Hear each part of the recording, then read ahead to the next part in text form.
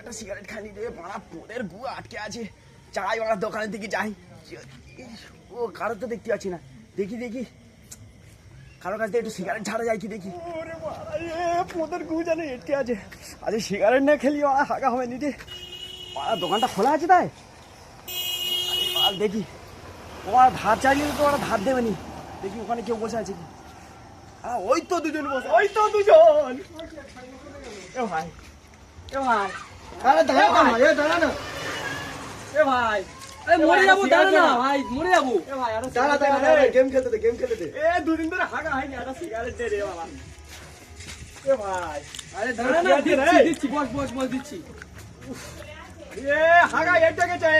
আরে ভাই, দে না রে, ওরে গেলে সিগারেট কড়া খাবে সিগারেট রে।